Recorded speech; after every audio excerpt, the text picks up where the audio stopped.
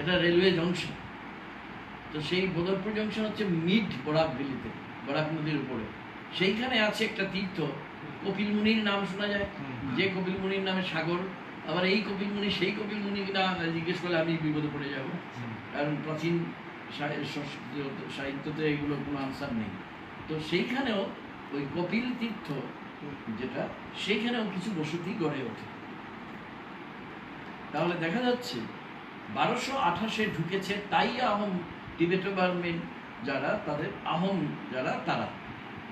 আর পশ্চিম ইয়ে থেকে কিন্তু প্রব্রজন চলছিলই, এবং এরা এসে আসামের একটা প্রান্তে ওই কামাখ্যা ওই সাইডে পরে তারা বিশেষ এগোতে হয়নি। কোন সময় এগুলো যখন 1228-এ এরা ঢুকলো, তাহলে আমি অঙ্কে খুব কাঁচা, না হলে কি আর বাংলা পড়ি? কিন্তু আমাকে বলো দেখি, 5th সেঞ্চুরি আগে না 1228 আগে? এটা আবার কি প্রশ্ন করছেন আপনি? কারণ আছে, আসামে এনআরসিটা নির্ধারিত হচ্ছে যে প্রধানত মৌলিক কয়টা ভিত্তি, তার মধ্যে একটা হচ্ছে সম্পূর্ণ অসাংবিধানিক ভাবে সেই আসামের বাসিন্দাদের দুটো ভাগে ভাগ করা হয়েছে। ওআই অরিজিনাল ইনহেবিটেন্ট, এনওআই নন অরিজিনাল ইনহেবিটেন্ট। অরিজিনাল ইনহেবিটেন্ট কারা? যারা অসমীয়া ভাষায় কথা বলে, ভেরি সিম্পল, তারা এই ব্যাপারে কোনো কষ্ট করতে রাজি না, এবং তারা বিশেষ বিশেষ অঞ্চলেই থাকে, তারা হচ্ছে ওআই। যখন তাকে চেপে ধরা বলো না না, এগুলো আমরা বুঝার জন্যে, এটা তো আর আমাদের এনআরসিতে থাকবে না, সব কিছুতে থাকবে। এরা বজ্জাত, এরা মিথ্যাচারী, এরা চূড়ান্ত মিথ্যাবাদী, এবং এটার ভিত্তিতে সব কিছু ঠিক হয়েছে। এতে কি শুভঙ্করের ফাঁকিগুলো হয়েছে, যার দু একটা দৃষ্টান্ত দেব। এখন মনে করো যে সবাই জানে বরাক ভ্যালি মূলত হচ্ছে বাঙালি অধ্যুষিত।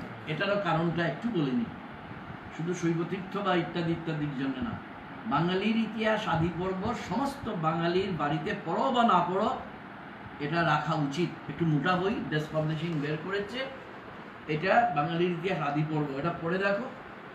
এটা যদি পড়ো তাহলে দেখবে যে আমাদের যে সাংস্কৃতিক বাংলা, আজকের বাংলাদেশ দিয়ে বিভ্রান্ত হয় না, আজকের ভারতের রাজনৈতিক মানচিত্র দেখে বিভ্রান্ত হয় না, কারণ এখন ঝাড়খণ্ডের কিছু অংশ, বিহারের কিছু অংশ, এই সমস্ত কিছু নিয়ে হাবিজাবি অবস্থা।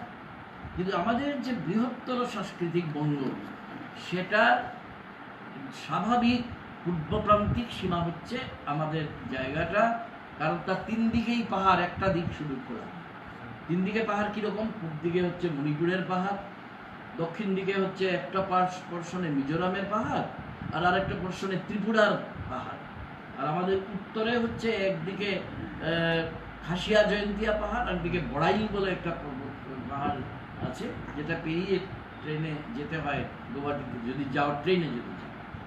তো এটা এমন না যে এটা এটা আগে থেকেই কোনো একটা অনার্যদের বাসভূমি ছিল, সেটা নয়।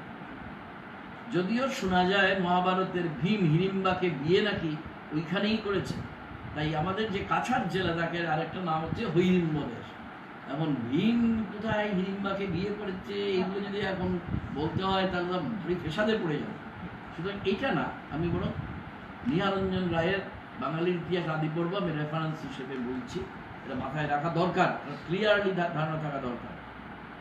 তবে মধ্যযুগে যেহেতু একটা পূর্বপ্রান্তিক জায়গা, সেই জন্য আরও অনেক উপজাতি সেইখানে এসেছেন, শতাব্দীর পর শতাব্দী ধরে তারা মিলেমিশে বাস করেছে। তাদের মধ্যে প্রধানতম আছেন ডিমাসা বলে একটা উপজাতি, যেটা আমাদের উত্তর দিকে ডিমা হাসাও বলে যে জেলা, আগে নাম ছিল এনসি হিলস, আপনি ওই নামটা জানেন, নর্থ কাছাড় হিলস, যার সদর শহর হচ্ছে হাফলং বলে একটা শৈল শহর, সেইখানে। তো এখানে ডিমাসারা আমাদের কাছাড় জেলাতেও আছে, আর ওইখানে তো আছে, তারা বাস করে। মণিপুর যেহেতু আমাদের কাছে, সুতরাং মণিপুরীরা আছেন। মণিপুরীদের মধ্যে আবার আরেকটা ভার্সন আছে, যারা মণিপুরীরা তো টিবেটো বার্মিজ, এরিয়ানাইজড একজন আছেন, যাদের ভাষাও মেলে না তাদের সঙ্গে, এদের বলা হয় বিষ্ণুপ্রিয়া। এদের আবার একটা মারামারি আছে, কে সত্যিকারের মণিপুরী, কে মণিপুরী না, কিন্তু এগুলো থাক আপাতত। মার বলে একটা উপজাতি আছে, যারা মিজো এবং নাগার একটা ক্রসব্রিড, কিন্তু তারা এখন ডিস্টিংটিভ ক্যাটাগরি এই মার, এদের নিয়ে বাস, কিন্তু মুখ্যত এটা বাঙালির বাসভূমি। এইবার একটু অর্বাচীন ইতিহাসের দিকে তাকাই। 1228-এর পরে লাফ দিয়ে চলে আসি চলো 1826-এ, যখন বার্মার সঙ্গে ইংরেজের একটা লড়াই হয়, কারণ এরা উৎপাত করতে শুরু করে, লুণ্ঠন টুণ্ঠন করছিল। আর ওখানকার ডিমাসা রাজা, শেষ রাজা গোবিন্দচন্দ্র, তিনি পরাভূত হলেন, নিহত হলেন। তখন কি করা যাবে? রানী কিছুদিন বিধবা রানী চালালেন, কিন্তু এভাবে তো চালানো যায় না। তখন 1826 সালে বার্মার ইয়ান্ডাবু বলে একটা ছোট শহরে একটা সন্ধি হল। আসামের ইতিহাসে ইজ ভেরি ইম্পর্টেন্ট। ইয়ান্ডাবু সন্ধি নামে পরিচিত। সেই সন্ধি অনুযায়ী আহোম রাজার যে অংশটা আজকের আসামের সঙ্গে মিলবে না, আমি বারবার বলছি কথাটা, যে সেই আহোম রাজ্যটা ইংরেজ দখলে নিয়ে সেটাকে তারা কি করবে, এখন খাবে না মাথায় দেবে। তার সঙ্গে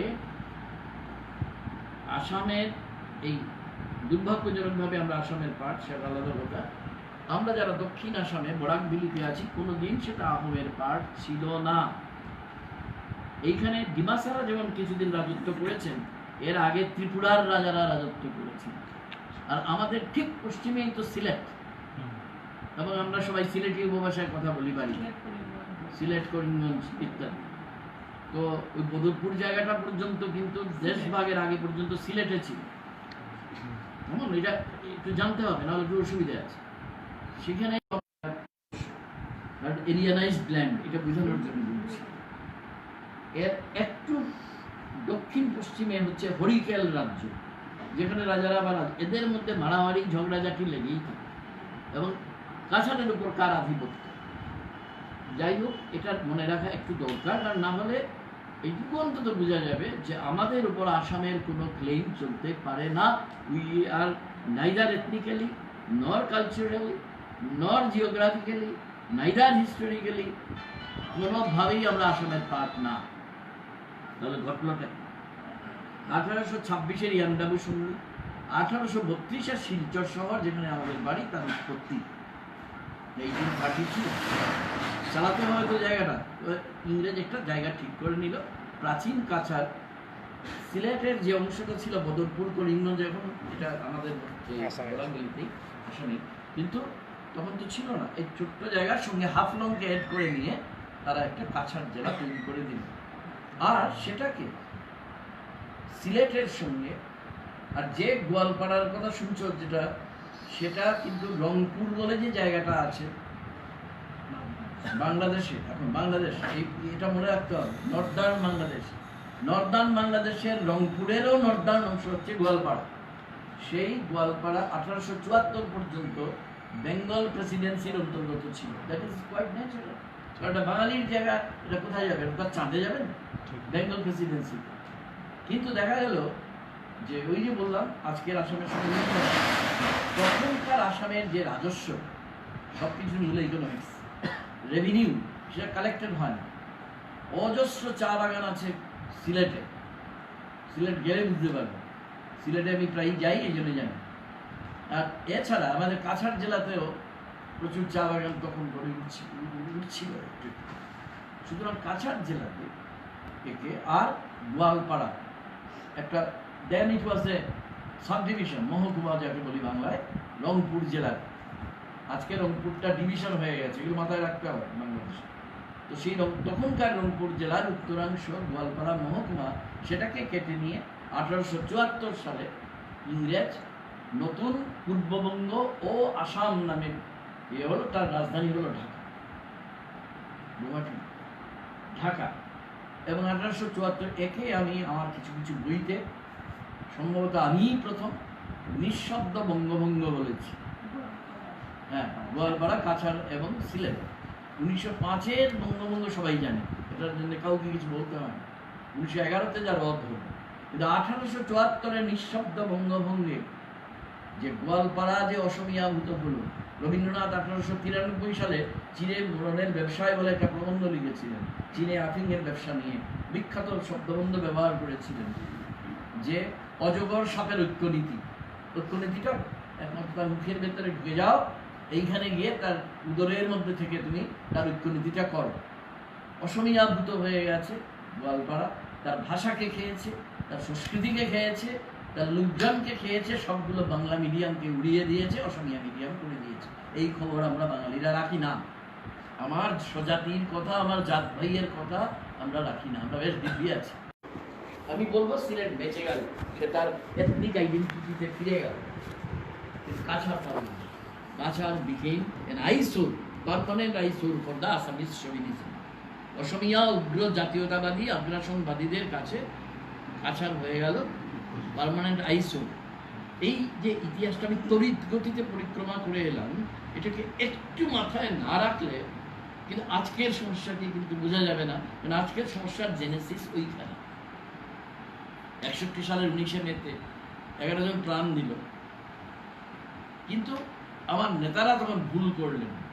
গোটা আসামের জন্য দ্বিতীয় রাজ্য ভাষা বাংলা না করে তারা সন্তুষ্ট হয়ে গেলেন শুধু সরকারি ভাষা কাছাড় জেলা। তখনকার কাছাড় জেলা এখন 3 ভাগে ভাগ হয়ে গেছে, 3টে মহকুমা, আলাদা 3টে জেলা। আমি যেখানে থাকি শিলচর কাছাড় জেলা, তারপরে হচ্ছে হাইলাকান্দি জেলা, তারপরে হচ্ছে করিমগঞ্জ জেলা, যেটা বাংলাদেশের বর্ডার, সিলেটের বর্ডার। আগে যেটা 47 সালের 15 আগস্ট পর্যন্ত সিলেটেরই মধ্যে ছিল। এবার একটা শুভঙ্করের ফাঁকি কথা একটু আগে বলছি। শুভঙ্করের ফাঁকিটা দেখো, সিলেট তো 47 সালের 15 আগস্টের সকালবেলা পর্যন্ত বা 14 আগস্টের সন্ধ্যা পর্যন্ত তো আসামের মধ্যেই ছিল। 1874 থেকে 1947 সালে 14 আগস্ট পর্যন্ত। তাহলে সিলেট থেকে যে এক্সোডাস হলো, একটা ভালো কথা, আমি বা আমার গৃহিণীর পরিবার কিন্তু কেউ মুসলমানের তারা খেয়ে আসেনি। আমার বাবা স্বাধীনতা সংগ্রামী ছিলেন, 10 বছর বয়সে প্রথম জেলে গিয়েছিলেন, তারপরে এক জেল থেকে আরেক জেল, সেই জেল থেকে আরেক জেল করে 1944-এ আমাদের বিশ্বযুদ্ধ শেষ হওয়ার আগের বছর তাকে রাজনৈতিক কাজকর্মের অপরাধে তাকে সিলেট থেকে নির্বাসন দেয় ব্রিটিশ সরকার। আর সিলেট মানে তখন ছিল বদরপুর পর্যন্ত, ফলে তিনি শিলচরে আসেন। তাহলে আমার জন্ম হয়তো হতে পারতো সিলেটেই, কে জানে, ইতিহাস তো ভারী অদ্ভুত। তো আমার মা বিয়ের আগে তিনি ডিব্রুগড় যান, হবিগঞ্জ বলে একটা জায়গা আছে বানিয়াচুঙ্গের যেটা কাছে, তো সেইখান থেকে যান। বিয়ের পরে তিনি সরকারি চাকরি করতেন স্কুলে, ট্রান্সফার হয়ে শিলচর চলে আসেন। আমার মাকেও কেউ তাড়ায়নি, আমার বাবাকেও কেউ তাড়ায়নি। আর এটা আমার একটা আছে যে আমার পূর্বজদের আমি দোষ দিচ্ছি না, ইতিহাসকে পাল্টানো যায় না, যা ঘটে গেছে তা ঘটে গেছে, তাকে তো পাল্টানো যায় না। কিন্তু সেই সময় তারা যদি একটু রুখে দাঁড়াতেন আর পারসিভড ডেঞ্জার আর অ্যাকচুয়াল ডেঞ্জারের মধ্যে তফাৎ বুঝতেন, তাহলে আজকের এই মর্মান্তিক ইতিহাস বাঙালি জাতির জন্য হয়তো বা তৈরি হতো না। তো আগের কথায় ফিরে, যদি সিলেট আসামেরই অঙ্গ হয়, সেইখান থেকে যদি কিছু লোক যে কোনো কারণেই হোক আশ্রয়ের জন্য চলে আসেন খণ্ডিত ভারতে, তাদের তুমি বিদেশি বলতে পারো, সে তো আসাম থেকেই আসামে এসছে। এই কথাগুলো, এই শুভঙ্করের ফাঁকিগুলো কেউ লক্ষ্য করতে দেওয়া হয় না। এরপরও আরো কথা আছে। আমি 2-3টে চ্যানেলে বলেছি, তোমাদের খবরের কাগজকেও বলেছি, যে আমার প্রধানতম বক্তব্য হচ্ছে আমাদের যে অখণ্ড অবিভাজ্য ভারতবর্ষের যারা সন্ততি,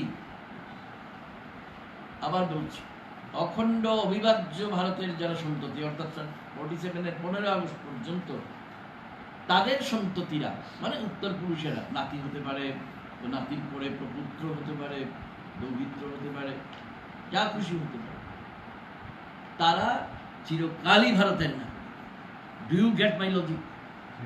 অখণ্ড অবিভাজ্য ভারতের একটা অংশ ছিল। আর একটু স্পষ্ট করে বলি, কেবল সিলেট কেন, ময়মনসিংহ কিংবা মনে করো ঢাকা, তারা যদি পশ্চিমবঙ্গেই এসে থাকো, কোথায় এসছে? চাঁদে গেছে না মঙ্গল গ্রহে? তারা তো ভারতেই এসছে। তাহলে আগেও ভারতে ছিল, যে কোনো রাষ্ট্র বিপ্লবের মধ্য দিয়ে আবার ভারতে এসছে। তাহলে তুমি তাদের কোন যুক্তিতে ঘুষপেটিয়া বলো, অনুপ্রবেশকারী বল? হিন্দু মুসলমানের বিভাজন তো ভারত স্বীকার করে না। আর যদি তুমি করো, তাহলে রবীন্দ্রনাথের ছবি যদি বাড়িতে থাকে এক্ষুনি নিয়ে বাইরে ফেলে দাও, তুমি রবীন্দ্রনাথের জাতির মানুষ না। তাহলে ভারত তীর্থ কবিতা পড়া তোমার ব্যর্থ হয়েছে, গুড়া উপন্যাস তুমি পড়োইনি। তাহলে গুড়ার শেষ দিকে যে কথাগুলো আছে মুখস্থ বলতে পারতাম, থাক দরকার নেই, আর ক্লাসরুমের মতো লাগবে। তো এগুলো যদি তুমি বিশ্বাস করো তবেই তুমি রবীন্দ্রনাথের আদর্শে বিশ্বাস করো। যদি তুমি রবীন্দ্রনাথের আদর্শে বিশ্বাস করো তাহলে তুমি ভারতের বিভাজনকে মন থেকে মেনে নিতে পারো না। মেনে নিলাম বাধ্য হয়ে রাজনৈতিক কারণে এবং বাস্তব কারণে, কিন্তু সঙ্গে এইটাও মনে রাখা দরকার, অখণ্ড অবিভাজ্য ভারতের একটা অংশ থেকে অখণ্ড অবিভাজ্য ভারতের আরেকটা অংশে যে কোনো কারণেই যদি কেউ প্রব্রজন করে থাকে, মাইগ্রেশন ইংরেজিতে, এটা বলে আমরা ইংরেজি নবিশরা বেশি বুঝি, প্রব্রজন কঠিন বাংলা হয়ে যাচ্ছে, যে মাইগ্রেশন করেন, তাহলে তুমি তাকে ঘুষপেটিয়া বলতে পারো না, অনুপ্রবেশকারী বলতে পারো না, বিদেশি বলতে তো পারোই না। এই জিনিসটাই আসানে বছরের পর বছর ধরে চলছে, কেউ রুখে দাঁড়িয়ে প্রতিবাদ পর্যন্ত করার সাহস দেখায়। ওই সাহসটাই আমি এখন দেখাতে বলছি সবাইকে, বিকজ টু লেট বলে পৃথিবীতে কিছু হয়। আগে করিনি বলে এখন করবো না, এটা কোনো যুক্তি নেই। জানলেই সকাল যুক্তিটা দেখাতে হবে কেন আমার জাতির স্বার্থে। কারণ কিছুদিন আগে একটা অর্বাচীন লোক, রাজনৈতিক ভাবে হয়তো বড় হতে পারে, সে বলে দেয় গোটা দেশে 5 কোটি ঘুষপেটিয়া আছে, মিনিং দেয় ভাই তারা বাংলা ভাষায় কথা বলে। বাংলা ভাষায় যারা কথা বলে তারা এই অখণ্ড অবিভাজ্য ভারতেরই সন্ততি, অতএব তাদের তুমি ঘুষপেটিয়া বলতে পারো না। তারা যদি মনে করে তাদের অপশন, কারণ তুমি কারোর উপর জোর করে কোনো আইডেন্টিটি চাপিয়ে দিতে পারো না। সে যদি মনে করে সে বাংলাদেশে ইস্যুতে থাকে, তাকে দাও। আর যদি বলে না আমি ভারতে আনন্দে আছি ভাই, হয়তো লড়াই করছি, পায়ের নিচে জমি পেতে আমার কষ্ট করতে হচ্ছে, কিন্তু আমি ভারতেই আছি, কারণ আমি অবশ্যই ভারত, তুমি ভারতে। স্যার আমার কোশ্চেন আছে, আমি যেটা যে বলছি যে আমি ওই আসামিজ কিংবা বেঙ্গলিজ বিহারিজ এরকম ন্যাসি পছন্দ করি না, কিন্তু আপনি বললেন যে অখণ্ড ভারতের হয়েই যে বর্ডার ওপেন করে দেবো, ফ্লাড গেট আমরা খুলতে পারি, মানে এখন কথা বলি না, আপনি বলেছেন যে 15ই আগস্ট পর্যন্ত যতই ছিল, তাহলে তার পাকিস্তানকেও অ্যালাউ করতে হবে, সবাইকে অ্যালাউ করতে পারে। কিন্তু এখন বর্তমান নেশনের ক্যারেক্টার এরকমই, মানে এই নয় যে কানাডা খুলে না, কানাডা খুলে দিচ্ছে বলে আমাকে দিতে হবে। ওদের character, socioeconomic character, population character and structure is different from our. ওদের ডেমোগ্রাফিক ট্রানজিশন ডেভেলপমেন্ট 90s 20 শতাব্দীর শুরুতেই শেষ, ওদের অলরেডি পপুলেশন গ্রোথ নেগেটিভ, তারা ফ্ল্যাট গেট করে দিচ্ছে, উদারতা দেখাচ্ছে, আমরা বলছি উদারতা দেখাচ্ছে, কিছুই না, লেবার শর্টেজ ঢোকাচ্ছে। কিন্তু আমরা এরকমভাবে আমাকে কোথাও, আমি বলছি না ঠিক আছে, কোথাও না কোথাও একটা ফিক্স করতে হবে যে এই সার্টেন আমাদের বর্ডার আমরা খুলে দিতে পারি না স্যার, কারণ বাংলাদেশ গড়াই কিন্তু আমাদের থেকে বেশি, আমাদের কিছু ইকোনমিক ডেভেলপমেন্টের প্যারামিটারে পিছিয়ে আছে, আমাদের পলিসি নিতে হয়, total per head income, resource management করতে হয়। আমি যদি বলি, আপনি বলেন না অখণ্ড ভারতে সবার জন্য খুলে দেবো, আমি একটু sorry, you have completely mistaken me and you have completely misinterpreted me, you have completely misunderstood me. আমি একবারও উচ্চারণ করেছি যে আমার এটা খুলে দিতে হবে। আমি বলছি যারা এসেছে তাদের স্ট্যাটাসের কথা, that does not necessarily mean যে আমি বর্ডার খুলে দিতে বলেছি। I am not a mad person, তাই না? কিন্তু যারা এসে গেছে তাদের তুমি অস্বীকার করতে পারো না। না, আমি যে বললেন যে যারা এনটিটি ভারতে ছিল তারা চয়েস করতে পারে এনি টাইম, আপনি যেটা বলছেন যে স্বাধীনতার আগে যেটা ছিল মিসইন্টারপ্রেট করছো। সেই পরিপ্রেক্ষিতে বার্মা তাহলে ঠিক আছে, সেইগুলো ইনক্লুড করতে হবে। আমি তো একবারও বলিনি ভাই যে এটা খুলে দিতে হবে, because this is an absurd idea. হ্যাঁ সেটাই।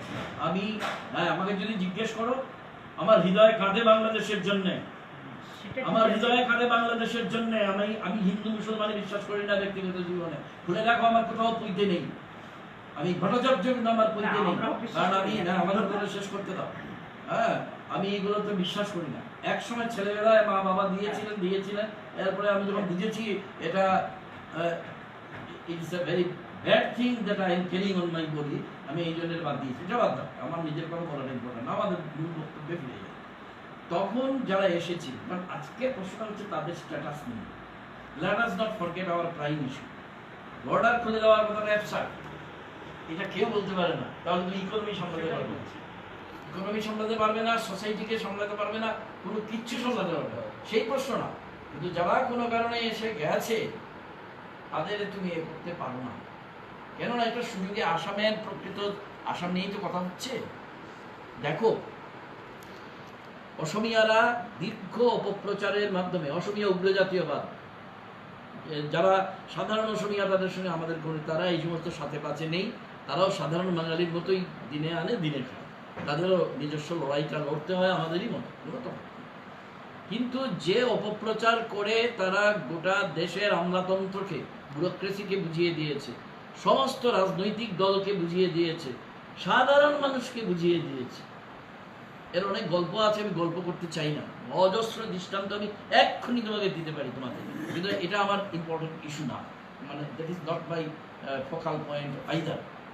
আমি যে কথাটা বলতে চাইছি যে অপপ্রচারের ফলে কি হয়েছে, যেন যারা বাংলা ভাষায় কথা বলে এতে আসামের মধ্যে তাদের সবাই হচ্ছে গিয়ে, এতদিন তারা বরাক ভূমিতে প্রবেশ করার স্পর্ধা দেখায়নি।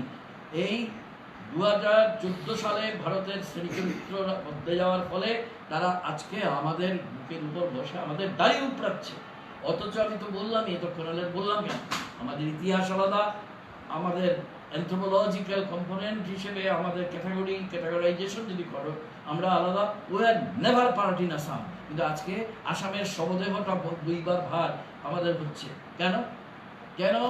ওই ধরো আমাদের বয়াক ভ্যালিতে টোটাল পপুলেশনের এই মুহূর্তে যে লাস্ট যেটা ফাইনাল এটা বেরোল চূড়ান্ত খসড়া 20 জুলাইতে, হ্যাঁ না 11 সেন্সাসের কথা তুলছি না, আমি বলছি যে 3টে জেলা মিলিয়ে 4 লাখ মানুষের নাম নেই, যার মধ্যে আমার কনিষ্ঠ ভ্রাতৃবধূর নাম আছে, অর্থাৎ নাম নেই এর মধ্যে।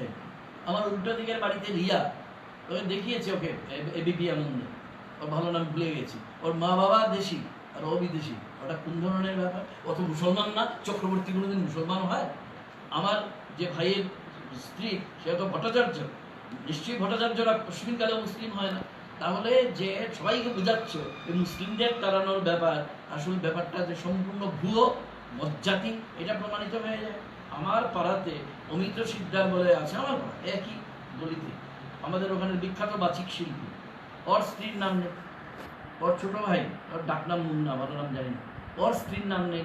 তাদের বাড়ি থেকে বেরিয়ে একটু বাঁ দিকে বলে এক রাহা পরিবার আছে, তিনি আমাদের পরিচিত মানুষ, বিপু রাহা, তিনি গত বছর মারা গেছেন, তার স্ত্রীর নাম নেই, তার 2 ছেলের নাম নেই, তার মেয়ের নাম নেই। ওরা কোথাকার ঘুষপেটিয়া? ওরা তো এইখানকারই বাসিন্দা। তার মানে ইচ্ছে করে এই ব্যাপারটাকে গুলিয়ে নেওয়া হয়েছে। উদ্দেশ্য কি?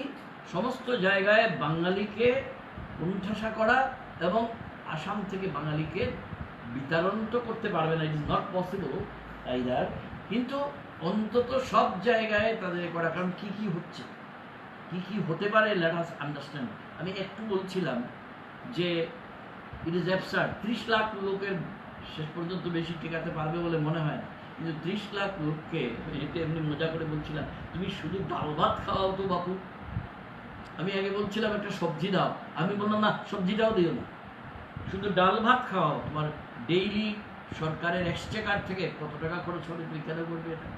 যেখানে আমাদের উন্নয়ন প্রকল্প অনেক থেমে আছে, আসামে একটা ভালো ভারী শিল্প নেই, সেই অর্থে যে দুটো আছে বন্ধ হয়ে গেল। কাগজ কল একটা শিলচরের কাছে 5 গ্রামে খুব ভালো চলছিল, এটা অন্য কারণ আছে, এটার মধ্যে আমি ঢুকছি না। আর একটা ব্রহ্মপুত্র ভ্যালিতে বন্ধ হয়ে গেল। হেভি ইন্ডাস্ট্রি বলতে আমাদের তাপবিদ্যুৎ কেন্দ্র আছে 2টো, এইগুলো আছে, কিন্তু গত 40-50 বছরে আসামে কি হয়েছে এইগুলো নিয়ে কোনো আলোচনা নেই। মানুষের দৃষ্টিকে আসল জায়গা থেকে ঘুরিয়ে দেওয়ার জন্য একটা এথনিক ক্লিনজিং এর ব্যাপারটা এনেছে, হুইচ ইজ ফ্যাসিস্ট। এটা তো বুঝতে হবে আমাদের, হুইচ ইজ কমপ্লিটলি ফ্যাসিস্ট একটা স্ট্র্যাটেজি, এবং সেটাই তো করছে। এবং আজকে তখন আমি যেটা বলছিলাম যে আমরা যারা মনে প্রাণে ভারতীয়, সার্থক জনম আমার জন্মেছি দেশে, এটা ক্লাস 5-এ প্রথম পড়েছিলাম, তারপরে অপটুভাবে গানও গেয়েছিলাম কখনো না কখনো। আজকে আমি বলতে পারছি কি, বিভূতিভূষণ বন্দ্যোপাধ্যায়ের আরণ্যকের সেই বাচ্চা মেয়েটা, অত্যন্ত অপ্রধান চরিত্র ভানুমতি, সে দেখতেই পাও না, বা কে দেখবে বাংলা চ্যানেল ছেড়ে গুয়াহাটির চ্যানেল। আর রাজ্যপাল এসকে সিনহা, লেট 90s-এ সে বলেছিল প্রতিদিন নাকি 6000 করে বাংলাদেশি ঢুকছে প্রতিদিন। আমি হিসেব করে একটা বক্তৃতাতেও বলেছি 2-3 জায়গায়, তাহলে তখন বাংলাদেশে জনশূন্য হয়ে যাওয়ার পর রাজ্যপাল একটা সাংবিধানিক প্রধান লেফটেন্যান্ট জেনারেল ছিলেন, রিটায়ার করেছিলেন। অন্য প্রশ্ন, ঝাড়খণ্ড সরকার বলছে, মধ্যপ্রদেশ সরকার বলছে, কেরালাতে কিছুদিন আগে এই ইস্যুতে নানা জায়গা থেকে লোকে বলতো, ত্রিবান্দ্রম থেকে ভদ্রলোক ইব্রাহিম বলে আমাকে ফোন করেছিলেন, একটা লেখা দিয়েছে তাকে। তার কাছ থেকে আমি শুনলাম তাদের ওখানে কিছু বাংলাদেশি শ্রমিক, এরা কারা একেবারে নিম্নবর্গীয় মানুষ, তারা ওখানে ওই সিজনাল লেবার হিসেবে যায়, তাদের বলে এদের বের করে দাও, এরা বুঝতে। এরপরেও কি জাতীয় সংগতি নিয়ে আমরা আমাদের বাচ্চাদের এসে লিখতে দেব? কোথায় আমার জাতীয় সংগতি? তাই এইটাকে যদি সর্বপ্রযত্নে যদি রুখা না যায়, ভারত বলে দেশটা conceptually there will be no India, only Hindustan. হিন্দুস্তানের যে ফেসিবাদী তত্ত্ব, এটা দিয়ে আমাদের শেষ করে দেওয়া হচ্ছে। ভারতবর্ষতে এই ভারতবর্ষটা বলছেন সব সুন্দর পাঠান মোগল এক দেহে হলো লীন, এটা দিয়ে বক্তৃতায় হাততালি পাওয়ার জন্য আমরা নিজের জীবনে বিশ্বাসে আমরা রাখবো না। আজকে আসাম অনেকগুলো প্রশ্ন আমাদের সামনে তুলে ধরেছে, এত দূর গেছে, প্রতিটি জেলায় এখন 144। আমরা শিলচরে এই জন্য আমাদের কার্যত ইনডাইরেক্টলি ভয় দেখিয়েছে যে কিচ্ছু করতে পারবে না। যেদিন আমাকে ভয় দেখালো, আমাকেই ভয় দেখিয়েছে ইনডাইরেক্টলি। ভয় দেখানোর তো নানা ভাষা আছে। সেই দিনই আসামের একজন মাননীয় মন্ত্রী, তিনি 1000 খানেক মানুষ নিয়ে একটা গ্রামাঞ্চলে একটা সভা করলেন, তখন 144-এ কোনো অসুবিধা হয়। এই কথাগুলো এখানে আসে না, এই খবরগুলো তো এখানে আসে না। এই জন্যে খবর আচ্ছা জানা গেল বা না গেল, কথা হচ্ছে সবচেয়ে বড় প্রশ্ন এই মুহূর্তে যেটা অতক্ষীণ, যেমন 7 তারিখে, এই গেল 7 তারিখে আমাদের যাদের নাম বাদ গেছে তাদের এনএসকে বলে, অর্থাৎ সেবা কেন্দ্র, সেবা তো যা হচ্ছে, তো সেই সেবা কেন্দ্রে গিয়ে জানবার কথা ছিল যে তোমার নামটা কেন বাদ হয়েছে। এটাকে প্রথম জানালো যে না 10 তারিখে। আজকে 10 তারিখ গেল, আমি একটু আগে ব্যস্ত ছিলাম কলেজে, ফিরে গিয়ে হোটেলে ফোন করলাম 2 জায়গায়, বললো না এটা এখন বলছে আমার ভাই শিলচরে সবচেয়ে বেশি চলে যে যুবশঙ্কর, তার সিনিয়র মোস্ট স্টাফ রিপোর্টার, তাকে ফোন করলো। সে বললো না দাদামণি এটা না, 16 এখন বলছে 16 বা 17 তারিখগুলো হয়তো দ্রৌপদীর শাড়ির মতন লম্বা হয়েই যাচ্ছে। আসল উদ্দেশ্য কি? এইভাবে যদি কোনো মতে নভেম্বর ডিসেম্বর পর্যন্ত আসা যায়, তাহলেই তো সামনেই তো নির্বাচনের ঢাকে কাঠি পড়বে। এই বিষয়গুলো আছে। ততদিনে কি হবে এদের? আরে গুলি মারো, 40 লক্ষ। এটা আবার একই দেশে বিদেশিরা ভোট দেবে, তোমরাই তো বলছো এই অদ্ভুত ব্যাপার চলছে। অ্যাকচুয়ালি 2014 সালে আমরা যে ভোট দিয়েছি, 2016 সালে আমরাই ভোট দিয়েছি, সেই ভোটার তালিকা থেকে তুমি ছেড়ে ফেলেছ 40 লাখ মানুষকে। মানে তুমি অবৈধ নাগরিকের বা নাগরিক নয়, বেনাগরিক, অবৈধ এবং বেনাগরিকের ভোটে নির্বাচিত, তাহলে তোমরা সব অবৈধ, তোমাদের যারা সব ডিসিশন অবৈধ। ওই এটা যখন উচ্চারিত হচ্ছে, এটা উত্তর পাওয়া যায়। আসাম একটা ভাই অদ্ভুত জায়গা। আসাম মাঝে মাঝে মনে হয় ভারতের অন্য। আরেকটা খবর দিই, হয়তো এটা নতুন না, এই গেল এত ডামাডুলের মধ্যে গত 1 মাসের মধ্যে 3-4 বার তাদের সেজ নেতা, ছোট নেতা 2-1 ঢেকুর তুলেছেন। আসাম কোনোদিন ভারতের মধ্যে ছিল না, আসামকে আমরা স্বাধীন রাষ্ট্র করব। আলফা, এই আলফারা এখন মানে শান্তির বাণী প্রচার করে, তাদের নাম হয়েছে সালফা, ইয়াকি নয়, সত্যিই সালফা, সারেন্ডার আলফা। ও সারেন্ডার আলফার একজন মহান নেতা, তার পদধূলি নিত্য দুবেলা সেবন করা উচিত। তার নাম হচ্ছে জিতেন দত্ত। সে গৌহাটিতে প্রকাশ্যে বেশি আস্ফালন করে বলেছে আমার 1000 অসমিয়া যুবক চাই, আমরা বরাক ভ্যালিকে আক্রমণ করে অসমিয়ার আধিপত্য স্থাপন করব। আমি এটা বানিয়ে বলছি না, আমাদের খবরের কাগজগুলো দেখলেই হবে। আমরা যখন এই কথাগুলো বললাম কোনো সদুত্তর কেউ দেয় না। এটা কি ভারত? এটা কি স্বাধীন রাষ্ট্র? যখন তুমি বলো এটা কি মধ্যযুগ, যে মীর জুমলা আক্রমণ করলো, মীর জুমলা আসাম আক্রমণ করেছিল, হ্যাঁ, তারপরে সেই লাচিত বরফুকনের বিখ্যাত গল্প, হ্যাঁ, এটা কি মীর জুমলার নতুন অবতার? এইসব আজব ব্যাপার, ইনএক্সপ্লিকেবল ব্যাপার আসামে ঘটছে। মুশকিল হচ্ছে যে কলকাতার কাগজ তো আমাদের, আমি বলবো অভিযোগ করছি না, অনুযোগও করছি না, কিন্তু এই ব্যাপারগুলো কিচ্ছু মাথা ঘামায়নি। একটুখানি মাথা ঘামিয়েছে একমাত্র আজকাল, আর ইদানিং বর্তমান একটু একটু লিখছে, হয়তো প্রতিদিনও লিখছে। প্রতিদিন আমরা ওখানে যাই না কাগজ, শুধু আমরা জানতেও পারি না কি হচ্ছে। এখন কথা হচ্ছে যেগুলো, এই কথাটা আসলে ওই দ্রৌপদী শাড়ির মতো এন্ডলেস, এটা খুলতেই থাকবে, খুলতেই থাকবে, খুলতেই থাকবে। কথা হচ্ছে মূল বিষয়টাকে বোঝা, অনেকগুলো দিক আছে তার। আর আমার সব কথা ভুলেও যদি যাওয়া যায়, হিউম্যানিটেরিয়ান কোয়েশ্চেনটাও কি আমরা বঙ্গোপসাগরে বিসর্জন দেব? 40 লক্ষ মানুষের মানবাধিকার চরমভাবে লঙ্ঘিত হওয়ার হতেও আমরা উসখুস করে উঠবো না? ডিটেনশন ক্যাম্প 102 বছরের লোককে টেনে হেঁচড়ে নিয়ে চন্দ্রধর রায় তার নাম, ফটো টটো বেরিয়েছে তোমাদের এফবিতে দেখেছি। এত মুসলমান না, রায় কখনকার মুসলমান গো? আর 102 বছর, মানুষ তো 80 বছরই বাঁচে। সে তো বলা যায় একটা সারপ্লাস লোক। ডিটেনশন ক্যাম্পে এখন চ্যাংদোলা করে নিয়ে গেছিল। এর আগে তার চেয়ে 1 বছরের বুড়ি, 103 বছরের উন্মতিবালা দাসী, এবং তার ছেলে, এটার নাম ভুলে গেছে, ছেলের বয়সই 78 না। তাদের এই ডিটেনশন ক্যাম্পে হচ্ছে কি করে যেন হিউম্যান রাইট ওয়ালারা এদের খবর পেয়ে গেছে। তারপরে একটা জিনিস ঘটেছে, বলে আমরা অনুমান করছি, কেউ কিছু বলে না। সুতরাং আমি বলবো একটা কথা, এবং শোনার পরে ভুলে যাবে যে আমি বলিনি মনে করি। তারপরে তাকে কেউ বা কারা আশ্রয় দেয়, তারপরে তার আর পাত্তা পাওয়া যাচ্ছে। অসমর্থিত খবরে প্রকাশ, তিনি বলেছেন ফের হয়েছে ইন্ডিয়া, আমি ফিরে যাচ্ছি বলে বাংলাদেশে চলে যাচ্ছে। 103 বছরের, 102 বছরের, আর 78-80 বছরের। তো একটু মানুষের জন্য, জীবনের জন্য, এই ভূপেন হাজারিকার বিখ্যাত গান, তার নিজের জায়গার মানুষরা ভুলে গেল।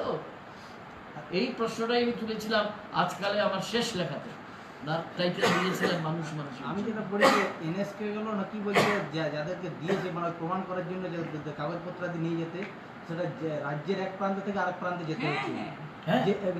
যেটা হচ্ছে যে কিডনির পেশেন্ট, 80-82 বছর বয়স, ক্যান্সার পেশেন্ট, আমার জানা আছে। সশরীরে যেতে হচ্ছে, মানে 300 কিলোমিটার, আরো বেশি। আরো বেশি, 350 কিলোমিটার। তারপর দুর্গম পথ তো, হ্যাঁ। এরকম তো আমাদের মতো ইয়ে নেই, পাহাড়ি এলাকা। গৌহাটি থেকে ওর দিদি, ওর একজন দিদি আছেন গৌহাটি, মানে রিটায়ার্ড, তো ওর বাড়িতে কাজ করতো।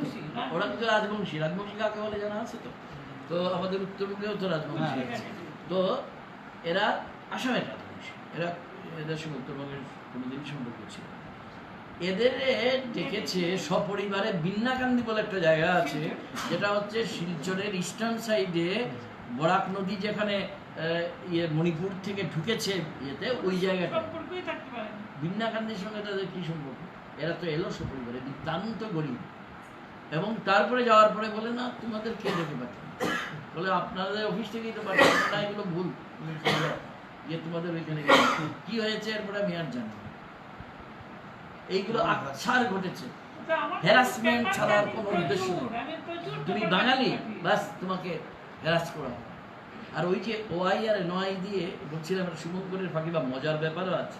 আমাদের সঙ্গে আমাদের সংস্থার অন্যতম তিনি সহসভাপতি, তার নাম, তিনি লেখেন ঠিক না, বাংলায় লেখেন। আমাদের ভাষা আন্দোলন নিয়েও তার বই আছে, সনত কুমার কৈনি। উনি তো চা বাগান শ্রমিকের সন্তান, থাকেন শিলচরে। এখন তারা ঠিক করেছে তোমার বাসস্থান কোথায়, তোমার কোথায়, এটা দিয়ে ঠিক হবে। উনি যেহেতু শিলচরে থাকেন, আর শিলচরকে খতম করতে হবে, শিলচরের মানুষদের। আর ও বেচারা সনত কুমার কৈরি, ও একজন খাঁটি হিন্দিভাষী হয়ে চা শ্রমিকের আর কি সন্তান, তো হয়েও সে বেচারা প্রথম লিস্টে বাদ পড়েছিল।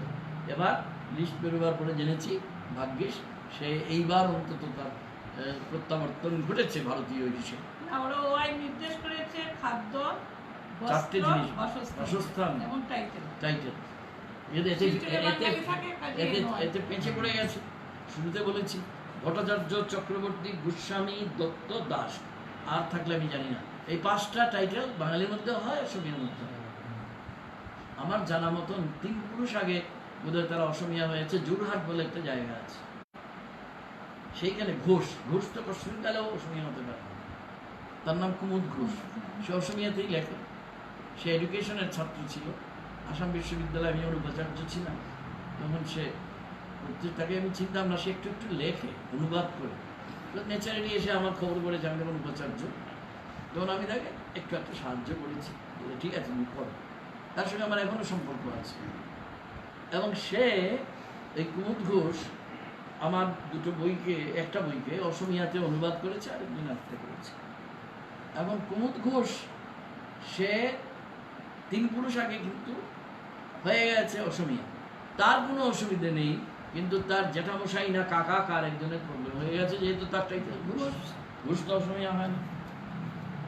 এইসব কত ঘটনা বলবো, বুঝলেন? ডকুমেন্টস চেয়েছিল গ্রসলি যদি বলতে পারেন কি কি ডকুমেন্ট প্রডিউস করতে হবে। হ্যাঁ, 16টা ছিল। যেমন বার্থ সার্টিফিকেট ছিল, যাদের কাছে ওই রিফিউজি রেজিস্ট্রেশন সার্টিফিকেট আছে তারা, কিংবা সিটিজেনশিপ সার্টিফিকেট, HSLC থেকে MA পর্যন্ত সব, তারপরে রেশন কার্ড, তারপর আইডেন্টিটি কার্ড, তারপরে ভোটার আইডি, ব্যাংকের অ্যাকাউন্টের ইয়ে। তো এই যে যতগুলো বললাম, এবার দুটো বাদে ইলেকট্রিসিটি বিল 10টা হয় না, আরো ভুলে গেছি। এই 10টার মধ্যে দুটো বাদে 8টাই তো আমার আছে। পাসপোর্ট প্রথমবার তোমার নাম ওঠেনি, ম্যারেজ সার্টিফিকেট, ওইগুলো বেলা ভুলে গেছিলাম। 16টা আছে। তা এর মধ্যে যে কোনো একটা সাবমিট করলেই হয়, সবাই দিতে পারে। Appointment letter in a government or semi government or government undertaking officer. তো আমার তো আমি উপাচার্য হওয়ার আগে তো আসাম বিশ্ববিদ্যালয়ের বাংলার অধ্যাপক হয়েছিলাম, সেটার তো অ্যাপয়েন্টমেন্ট লেটার আছে। সেটাই তো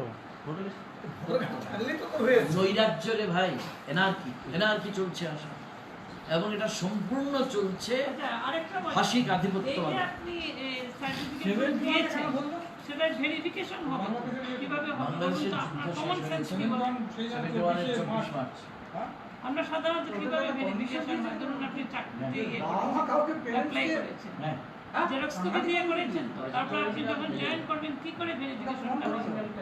না, এটা তো হবে না। পুলিশ ভেরিফিকেশন না, এটাকে করবে কি তারা, যে আপনি যে সার্টিফিকেটগুলো দিয়েছেন সেটা আপনার ইউনিভার্সিটি কিংবা বোর্ডে পাঠাবে। এগুলো জানেন না তো, কাকে আটকানোর জন্য বর্ডার। আমাদের এইখানে সত্যি কথা বলতে কি কোনো মুসলিম অনুপ্রবেশকারী করার জন্য তারা ওরে কোনো একজনও নেই, আসবে কেন? আমরা জমি ছেড়ে রিফিউজি যারা এসে ওদের ওরা বাড়ি ঘর করেছে, একজনও অনুপ্রবেশকারী। আমাদের পাড়াটাই গড়ে উঠলো, মুসলমান ভাইরা জায়গা ছেড়ে চলে গেলেন অন্য জায়গায়। 1961-এ যে বছর আমাদের মাতৃভাষা আন্দোলন হয়, তার আগের বছর এই জমিটা কেনা হয়, আমরা যখন এখন যেখানে আছি। ওই যে মানে ওয়েস্ট বেঙ্গল আমি বলি, বুঝতে কোন জায়গায় অসুবিধা হচ্ছে আমি একটু বলবো। কারণ এখানে ওই যে এই যে প্রচারটা হয়েছে যে বাংলাদেশ থেকে মুসলিমরা এসে ঢুকে গেছে, কাজে এটা তো সত্য, কিন্তু এইটা একেবারে হাওয়ায় ওরা। এখানকার কথা আমি জানি না ঢুকেছে কিনা, সেটা বলতে পারবো না, কিন্তু আমাদের এখানে এটা নেই।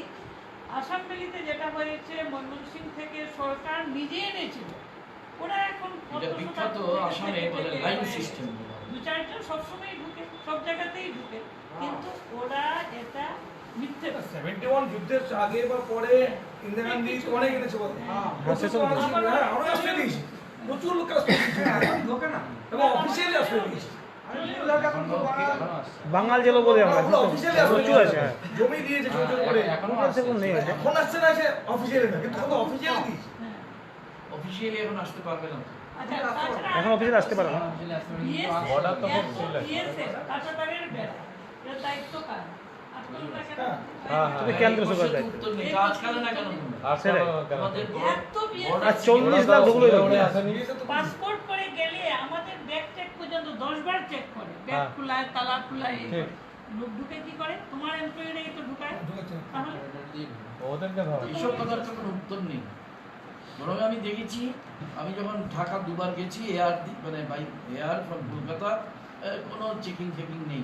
আর আমাদের ওইদিকে যেগুলো পোস্টেড থাকে বিএসএফ, ওদের মধ্যে ধারণা আমরা প্রত্যেকে ক্রিমিনাল, এমন আসলে মানে বাঙালি বিদ্বেষ খুব বেশি আসামিদের মধ্যে। তাহলে বললাম কি, সেটাই খুব বেশি। আমি আমাদের এখন বঙ্গাল খেলা হয়। হ্যাঁ সেটাই। বললাম যে 1960 সালে গুরেশ্বরের হত্যাকাণ্ড হ্যাঁ। মেলি তো পৃথিবীর ইতিহাসের অন্যতম জঘন্যতম মেসাকার। ওই যে অম্বিকাগিরি রায়চৌধুরী বলে ওদের একজন নিয়েছিল অসম সাহিত্য সভা। উনি কি বলছিলেন দেশভাগের পর, এটা আমরা নিজেই পড়েছি পড়াশোনা, বলছেন যে সিলেট তো গেল, সিলেটিরা গেল না। হ্যাঁ, এটার অসমিয়াতে হচ্ছে আচ্ছা, সিলেট গোল, ভালুকের সিলটিয়া মতো- নগল। হ্যাঁ, সিলেটটা ভালুকের মতো আসামের গলায়। ভালুকের মতো নাকি আমরা আসামের গলায় ঝুলে আছি। আসামের গলায় আমরা ঝুলবো কেন? আমরা আজ কখনো আসামের পার্ট ছিলাম না। আর বলছো এখন প্রকাশ্যে পত্রিকায় লিখছো আসামের ক্যান্সার হচ্ছে বরাক। তো বরাক ভ্যালিটাকে কিছু কিছু রাখাই স্টেট হলো কেন? দেখেছি আসাম থেকে বেঙ্গল স্টেট মাইগ্রেশন হয়। ফার্স্ট এন্ট্রি পয়েন্ট আসাম, কিছু কিছু অনেক ইন্টারেস্ট, আমি যখন মাইগ্রেশন কাজ করি কিছু স্টেপ মাইগ্রেশন হয়। Assam is the entry point, তারপরে কোচবিহারে ঢুকে যায়। স্টেপ মাইগ্রেশন প্রচুর আছে, তো একেবারে বলবো না যে আসামে ইনক্লুডেশন হয় না। এটা আমিও ডেটা তবে কিন্তু বলছি। মাস এন্ড মাস কিছু হয় না। মাস হয় না, কিন্তু স্টেপ সেটা তো হবে, মাইগ্রেশন সেটা হতে পারে।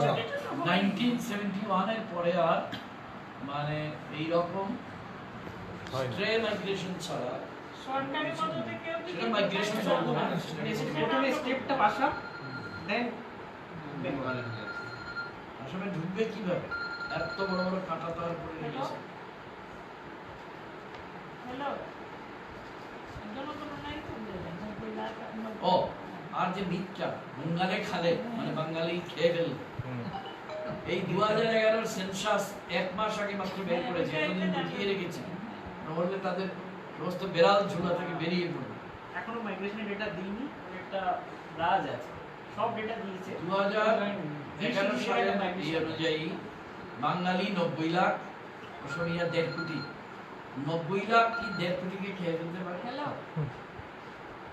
হ্যালো, আমরা কানে হাত না দিয়ে চিলের পেছনে দৌড়াতে অভ্যস্ত। ঠিক।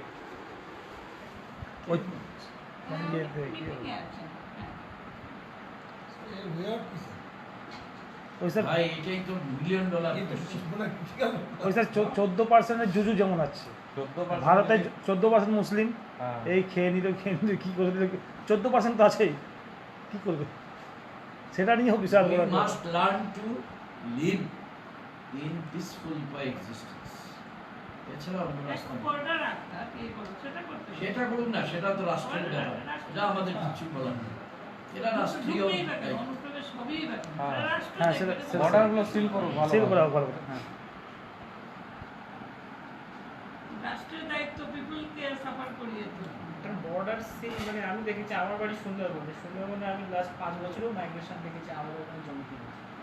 মানে সেটা আমরা মেনে নিয়েছি ঠিক আছে, কিন্তু দেখেছি সেখানে যেমন বসিরহাট বর্ডার আছে, বুঝছি। বসিরহাট দিকে ওরা পুরো রাতের বেলা নৌকা যায়, মানে গল্প শুনেছি আমার যে কীভাবে যায়। ওরা বললো রাতের বেলা একটা নৌকা যায় বিএসএফ এন্ড বিটিআর এর মধ্যে ফিক্স, সেম তো আছে। রাতে যাবে 500 টাকা করে ট্রিপ, এদিকে এদিকে সিগন্যাল লাইট গুলো চলে যাবে। মাঝে মাঝে মরেও যায়, গুলিগালা হয়ে যায়। না না, সেই দায়িত্বটা কার?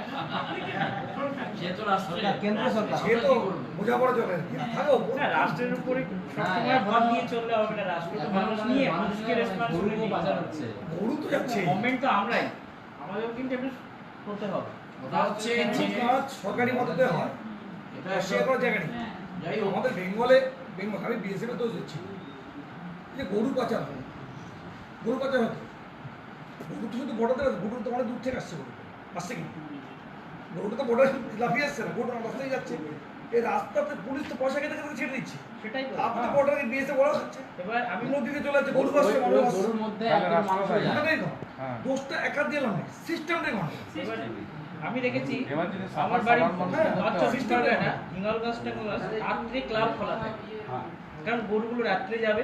আর হিঙ্গলগাছ বসিরহাটের ক্লাবগুলোতে পাড়ার ছেলেগুলো রাত্রেই খোলা রাখবে, সারাদিন বন্ধ, রাত্রে খোলা যায়। যারা রাত্রে গরু যাবে ধরবো, টাকা নেই, চলে যাবে।